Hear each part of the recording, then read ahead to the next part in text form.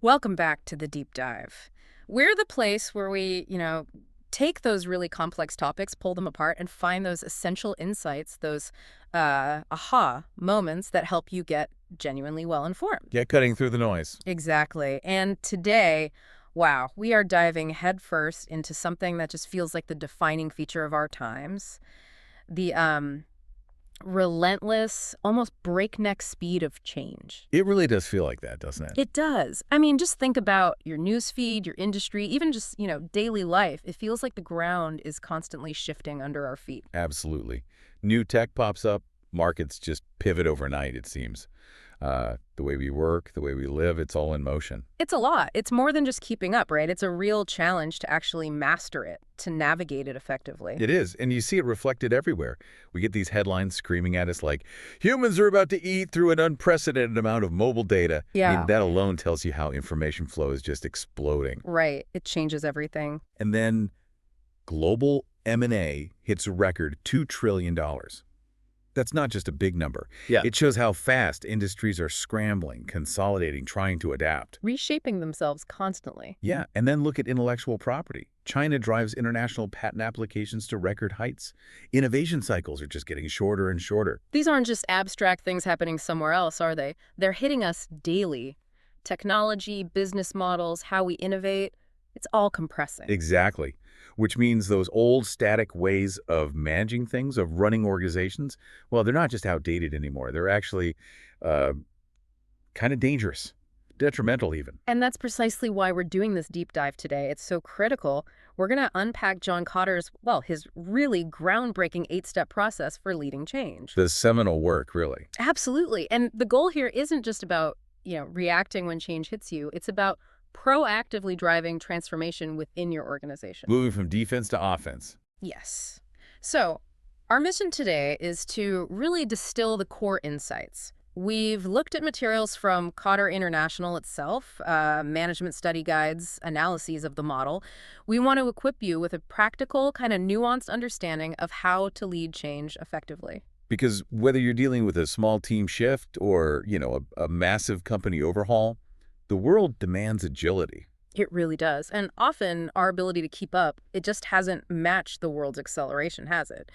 So this deep dive, we hope, bridges that gap, gives you a roadmap maybe to accelerate change where you are. Okay, so let's really set the stage properly for what Kotter calls this warp speed world. Those headlines we mentioned, they're not just random noise, they're symptoms, right? Symptoms of this huge overarching trend. Yeah, connect the dots for us. Take the mobile data explosion. That's fundamentally reshaping how information flows, sure, but also how decisions get made, how customers interact, everything. It changes the whole playing field. It does. And the M&A frenzy. It's not just big companies getting bigger. It reflects intense competitive pressure. Companies feel they have to scale up fast or integrate totally new capabilities just to survive. Yeah. The pace is relentless. And the patents. That directly points to this hyper-accelerated innovation cycle. Intellectual capital, ideas, that's the new battleground. Speed to market, constant innovation. It's paramount. It's quite a picture. It really paints this scene where businesses, they just can't afford to sit back and wait anymore, can they? No, reactivity is death. They have to be inherently agile, constantly adapting, and maybe most importantly, they need the internal muscle, the capacity to initiate change themselves, to be the disruptors, not the disrupted. So that old 5-year plan gathering dust on the shelf, probably not cutting it anymore. Probably not. Which brings us to a really interesting point, almost counterintuitive given all this chaos. When you really peel back the layers, the basic goals of why organizations go through all this transformation, they haven't really changed much at all. That is fascinating, isn't it? Because everything feels so new and fast, yet the core drivers are constant. Pretty much. Organizational transformations nearly always boil down to one of two things, or maybe both. Okay, what are they? Either you're trying to increase revenue, boost profits, or, on the flip side, decrease costs, make things cheaper. Right, the bottom line. Or you're trying to become more effective doing the right things better, or more efficient doing things right, faster, cheaper. Usually it's some blend of those. So increase revenue profit, decrease cost, become more effective, become more efficient. That's the bedrock, really. That's pretty much it. Yeah. Whether it's a giant corporation rolling out some complex new software, or a small firm shaking up its sales team, or even a nonprofit launching a new program, Yeah. dig deep enough And those goals are usually driving the bus. It gives you a kind of universal lens, doesn't it? A way to look at any change effort and understand the fundamental why. Exactly. It grounds the conversation when everything else feels like it's shifting sand, Yeah. helps define what success actually looks like. So, for you listening, just take a second. Think about your world, your field, your team. How does this crazy pace of change combined with these fundamental goals? How does it show up for you? Yeah, why is adaptability not just some corporate buzzword, but like essential for survival now? Because if you're not constantly looking for ways to get better, faster, cheaper, or find totally new ways to bring in revenue, well, you're not just standing still, are you? You're probably falling behind. Shocking, yeah. Okay, so let's bring in the architect of the framework we're discussing, John Kotter. His 1996 book, Leading Change. It's not just another management book, is it? No, not at all. It's widely seen as the foundational text on organizational change. It really set the standard. And he was, what, a Harvard Business School professor? That's right. And he developed this model after some really rigorous research. He studied, I think it was over 100 organizations that were actually going through major change efforts. So it was grounded in reality. Which is key, not just theory. Exactly. And what he delivered was this bold message. It was practical. It basically said, look, leading change is tough, but you can do it effectively. Here's a roadmap. Here's how. It provided structure, a kind of logic, to what often felt like a really chaotic process before then. Totally. It was a game changer. Because before Kotter, a lot of change initiatives felt, well, kind of like rolling the dice, hit or miss. His work brought structure, a data-backed approach. And what's really interesting is that they haven't just let it sit there, have they? Kotter International, his organization, they've kept evolving it. Right. They've continued the research, learned from real-world application, and they've enhanced the 8-step process to keep it relevant for today's, even faster world. Which brings us to a really crucial distinction we need to make. There's the original 1996 model, and then there's this updated 2014 accelerate model. Yes. And both are relevant, very much so, but they're designed for slightly different situations, different types of change challenges. Understanding the difference is key. Okay, let's dig into that because this really shows how much the world has shifted. The original 1996 model from the Leading Change book, what was its focus? It was primarily designed for what you might call episodic change. Think like a big distinct transformation, a major restructuring maybe, or implementing a huge new IT system, something with a clearer start and end point. Like a project almost. Kind of. And the approach was pretty sequential. Step 1, then step 2, and so on. Finite steps. Leadership was typically driven by a small, powerful group, often, senior execs. Top down, mostly. Yeah, functioning within the traditional hierarchy. The focus was on doing that one big change initiative really well in a linear way over a set period. And it was very effective for that kind of change in that era. Got it. So how does the 2014 Accelerate model differ? Because the name itself suggests speed. Exactly. This version was developed specifically to handle the continuous, almost relentless change demands of today's world, the biggest shift. Those steps aren't necessarily linear or sequential anymore. Oh, okay. How do they run then? They're designed to run concurrently and continuously. It's more iterative. You might be working on several steps at once, circling back. It's not a rigid, lockstep process. That's more fluid. Much more. And the leadership model, totally different. Instead of that small core group at the top, Yeah. it calls for forming a large volunteer army. I love that term. Volunteer army. That sounds powerful. What does it mean? It means drawing people from all levels, all functions, all across the organization, up, down, sideways. And crucially, they're volunteers. They're opting in because they're passionate, they believe in the change, they become the real engine driving it. Wow, that's a huge shift from a small group of execs. It implies much more buy-in and much more energy. Massive energy. And the structure reflects that too.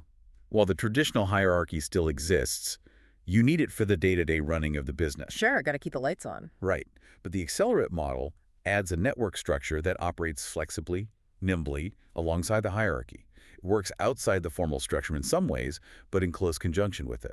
A dual operating system almost. That's exactly what Kotter calls it. This network's job is to constantly seek out new opportunities, identify initiatives to grab them, and execute quickly. It fosters continuous innovation and adaptation. So it's about being ambidextrous, running the core business efficiently while constantly exploring and innovating for the future. Precisely. It reflects this fundamental need for way more agility, more speed. moving from top-down control to a more distributed, empowered, iterative approach. Okay, so for you listening, this distinction is really important. Think about the change you're facing or anticipating.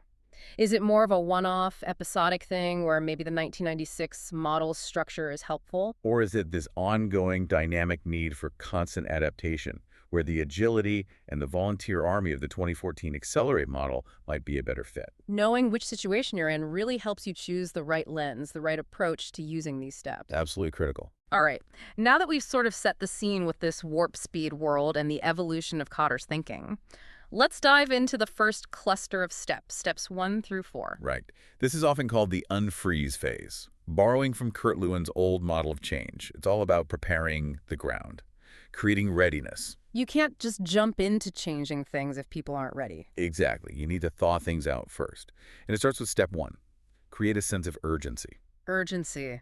That sounds intense. Is it about, like, creating panic? No, not panic. Kotter's very clear on that. It's about focusing everyone's attention on a really compelling big opportunity, something valuable that's available now, but might disappear if you don't act.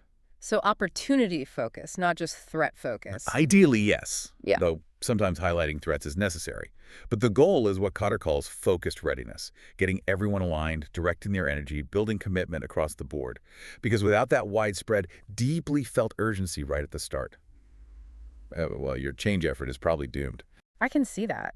I think this is where so many initiatives stumble. Leaders just assume everyone else sees the urgency they see. It's a huge pitfall. They underestimate how hard it is to pull people out of their comfort zones.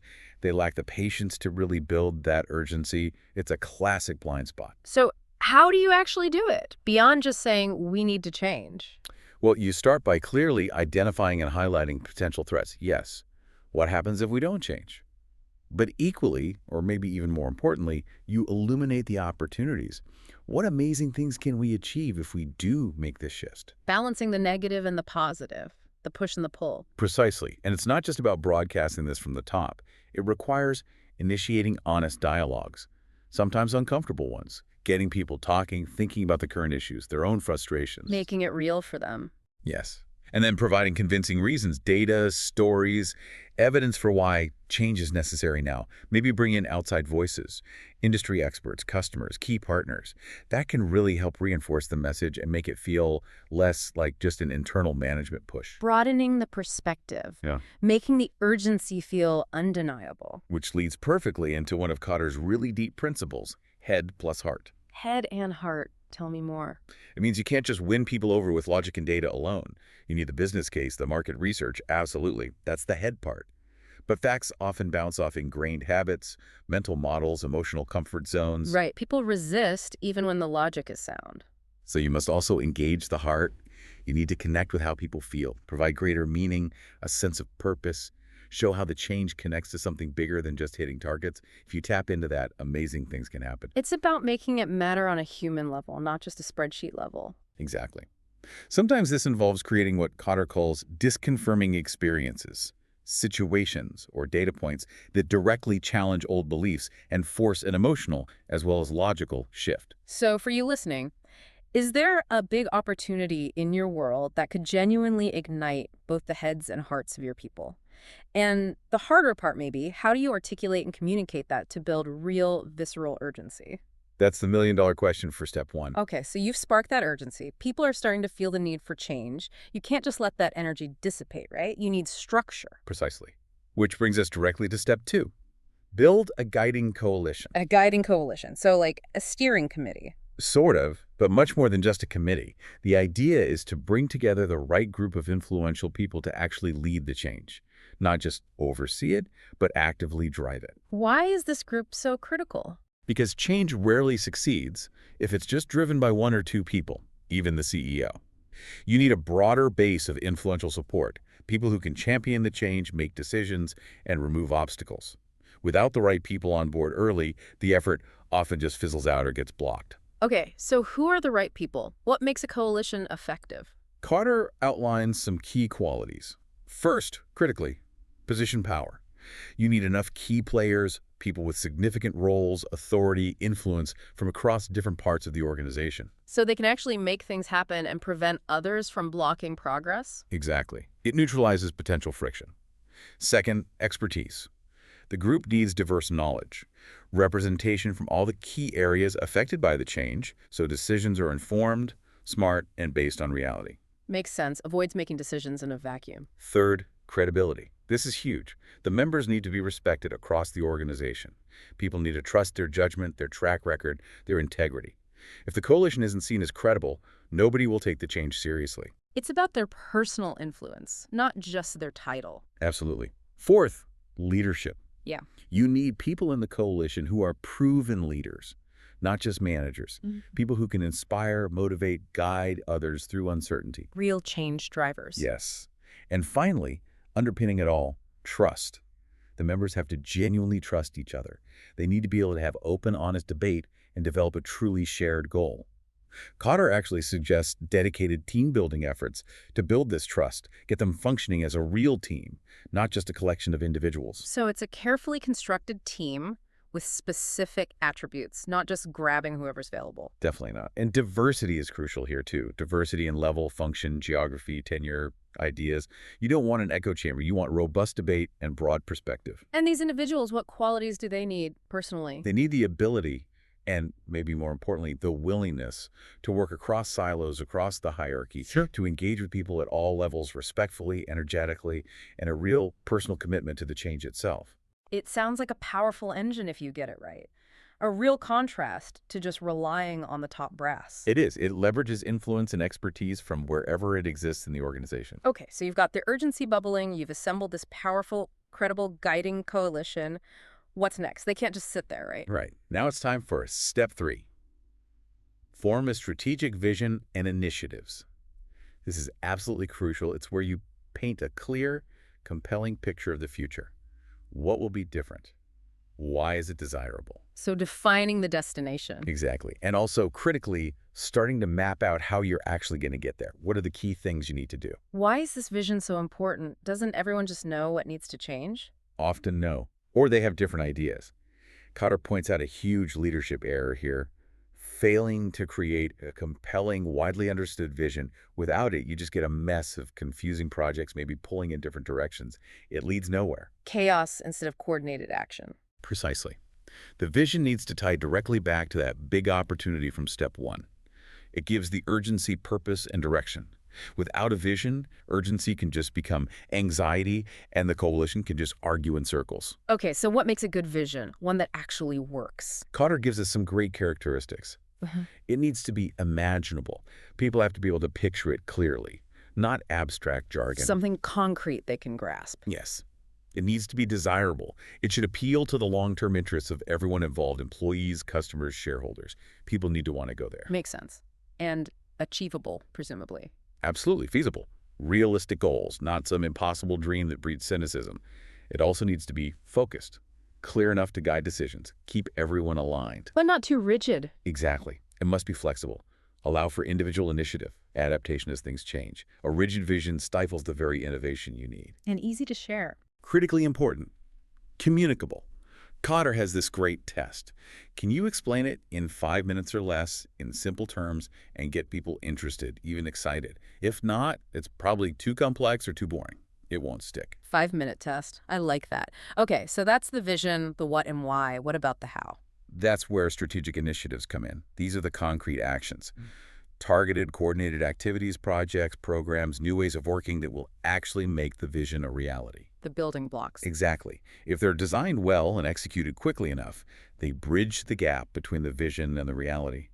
The focus shifts here from just talking about the future to taking specific steps to build it. And who comes up with these initiatives? Ideally, they're crafted by that diverse guiding coalition, drawing on their broad expertise, maybe involving others too, and then validated by senior leadership. Yeah. They become the engine driving towards that big opportunity. So the vision motivates and aligns, and the initiatives provide the concrete path forward. That's the idea.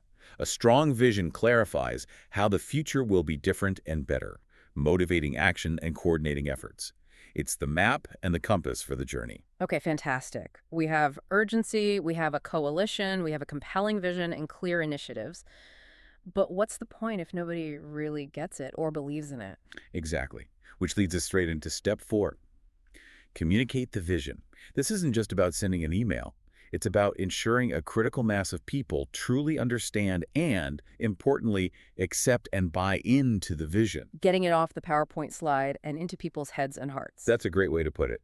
It means using every single communication channel available, consistently and repeatedly, to get the message out there. Every channel? Like what? Presentations, sure. Mm. But also briefing sessions, newsletters, the internet, internal blogs, town halls, team meetings, informal chats, everything. And it's especially vital if the change involves tough news, like restructuring. Transparency and consistent messaging are key for trust. It sounds like a constant drumbeat, not a one-off announcement. It has to be. And here's another huge pitfall Kotter flags. Leaders drastically underestimate how much communication is actually needed. They think one big meeting does the job. Yeah, I've seen that happen. We told them. Right. But it takes repetition. You need to say it again, say it differently through different channels for it to really sink in and overcome the daily noise. It's an ongoing campaign. And it's not just about words, is it? Absolutely not. Maybe even more important is communicating through deeds. Actions speak louder. Oh, the walking the talk idea. Precisely. The guiding coalition, the leaders, they have to model the behaviors the vision calls for. Their actions need to be consistent with the message. Managers especially need to weave the vision into their daily work, their decisions, their conversations. Making it part of the normal operating rhythm. Yes, which ties into another core Kotter principle, have to plus want to. Okay, explain that one.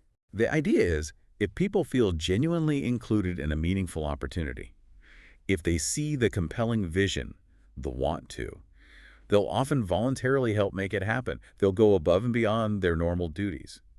The have to. So tapping into intrinsic motivation, not just obligation. Exactly. Large-scale change really only happens when lots of people rally around a common opportunity because they want to, not just because they're told to. And this connects to that volunteer army idea from the Accelerate model, doesn't it? Directly. Kotter says you can find tons of potential change agents in your organization, but only if you give them a choice, give them permission, make them feel safe to step forward and act. So how do you build that army practically? Well, first, give them that compelling reason, the strong vision we just talked about. That's huge motivation. Second, don't feel you need everyone on board from day one. Kotter says you don't need to boil the ocean. While deep cultural change might need over 50% participation, you can actually build significant momentum with about 15% of the organization actively volunteering. Focus on getting that critical mass of early adopters and influencers first. 15%. That feels much more achievable than trying to convince everybody at once. Start there, show success, and others will follow. That's the idea. Build momentum. And third, crucially, recognize the volunteers. Publicly acknowledge their efforts, celebrate their contributions, show that their work matters. It keeps them engaged and inspires others to join in. Makes sense. Fueling the movement through recognition and success. Right. This whole phase is about building widespread understanding, enthusiasm, and a feeling of shared ownership. Okay, we've laid the groundwork. The unfreeze is done. Urgency is there. Coalition built. Vision clear and communicated. Now we get into the thick of it, right? The change phase. Exactly. Making things happen. Yeah. And this starts with step 5. Remove obstacles.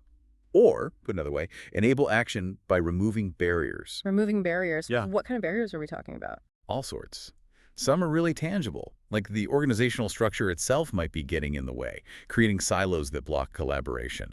Or maybe the pay structure or performance reviews actually incentivize the old way of doing things, not the new vision. Ah, so the systems are fighting the change. Often, yes.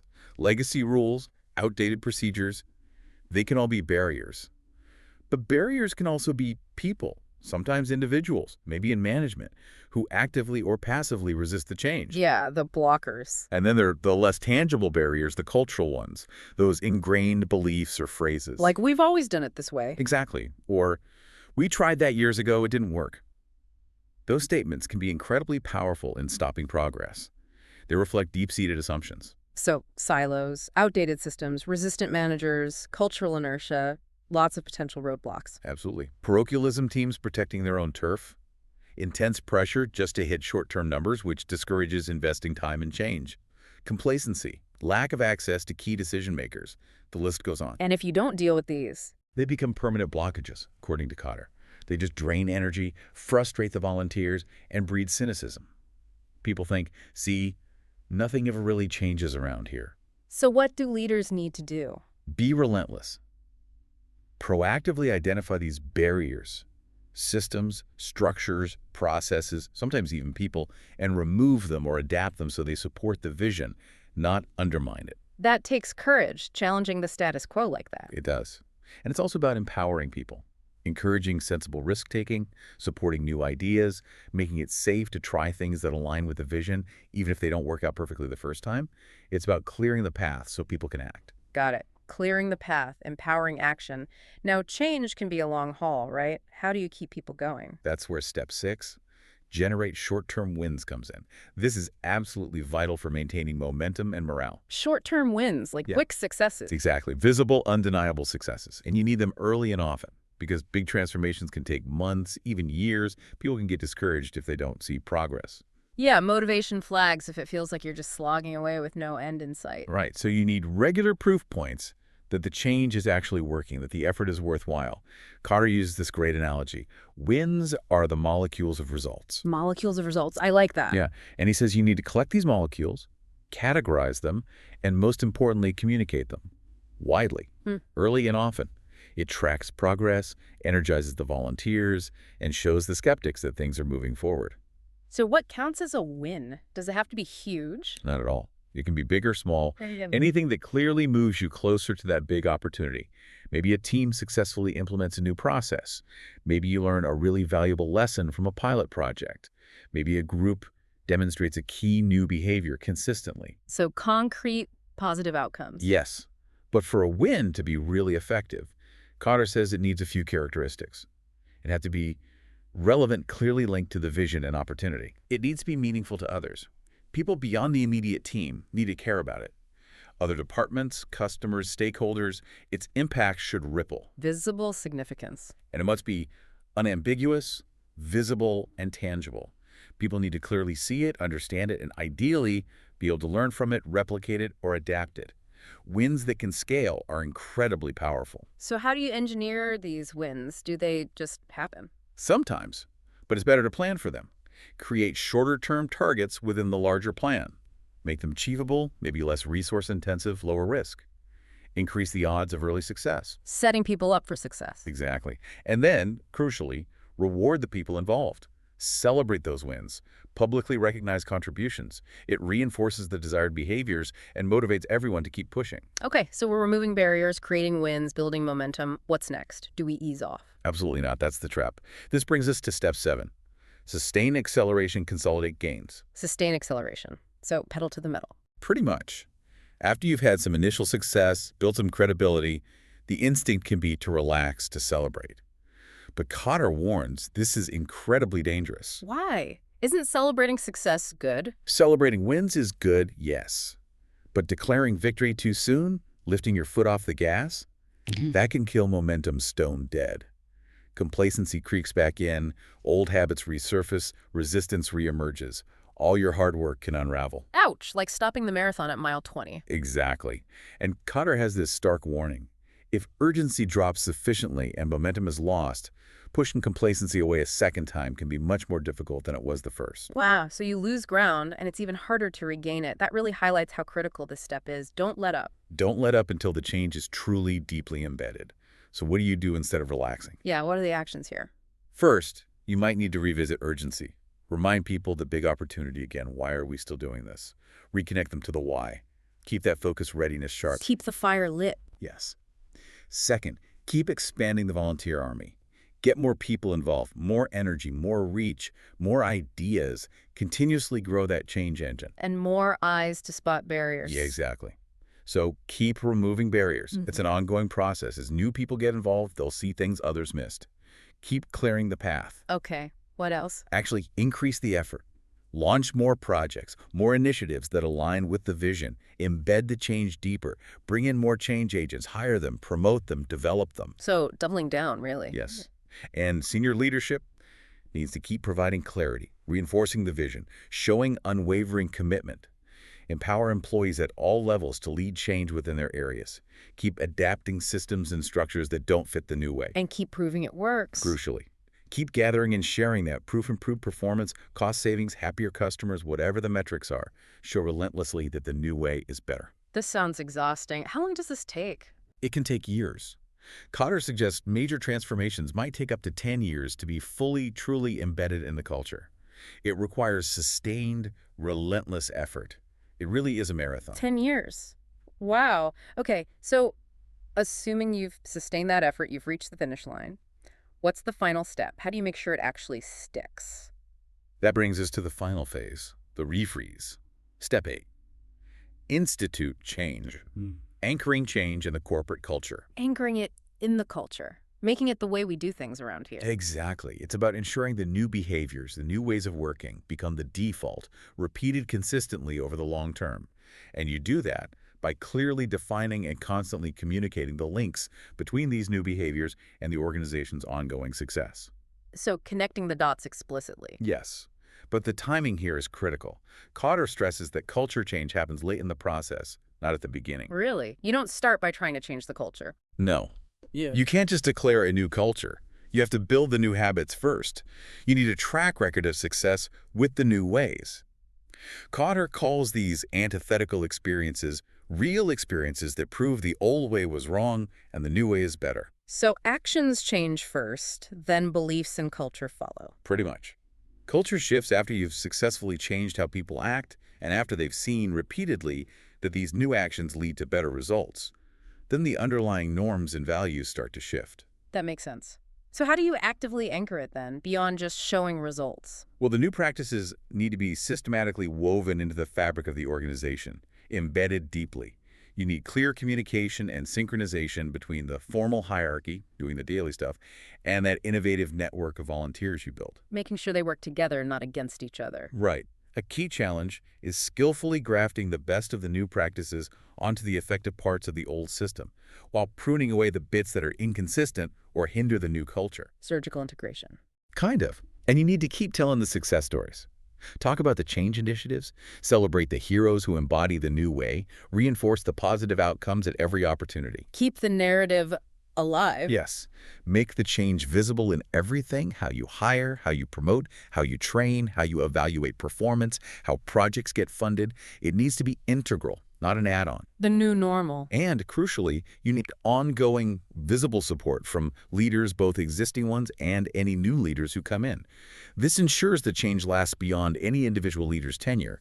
It becomes institutionalized. The result being an organization that's genuinely faster, more agile, more innovative. That's the goal. New systems, new processes, new mindset, all contributing directly to better business results and the ability to thrive in that warp speed world. That's a comprehensive journey through the 8 steps.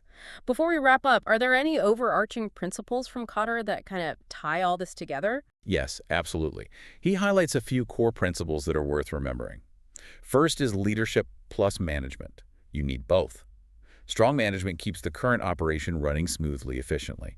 But strong leadership is essential to drive change, seize opportunities, inspire action. And that leadership needs to come from many people, not just the top exec. Okay, leadership and management in balance. Second, head plus heart, which we talked about. Logic isn't enough. You have to connect with people's desire for meaning and purpose to unlock truly extraordinary effort. Engage the whole person. Third, select few plus diverse many. Change can't just be driven by a small elite. You need to empower many people across the organization to make change happen. Doing this often uncovers hidden leaders you never knew you had. It leverages collective intelligence. Democratizing change. Exactly. And fourth, have to plus want to. Tapping into that intrinsic motivation. People who feel included in a meaningful opportunity will want to contribute, going beyond just doing what they have to do. Invite them, empower them. Those are powerful underlying themes. So after all this, what does the organization actually look like? Does the structure change? Fundamentally, yes. The traditional hierarchy doesn't disappear. You still need it for stability and efficiency in the core business. But alongside it, you now have this dynamic, agile network, the evolved volunteer army. It's constantly scanning for opportunities, ready to innovate, working with the hierarchy. That dual operating system again. Hierarchy plus network. Exactly. It provides both stability and the agility needed to navigate a world that's constantly accelerating. It's how organizations become truly adaptive. What an incredibly rich framework. We've really unpacked Kotter's 8-step model from sparking urgency, building that coalition, crafting the vision, removing barriers, getting wins, sustaining momentum, and finally embedding it in the culture. It's comprehensive, isn't it? Phased, practical, and deeply aware of the human side of change. It really is. And understanding this model, it's not just academic. It genuinely gives you, our listeners, a shortcut to being really well informed about organizational change.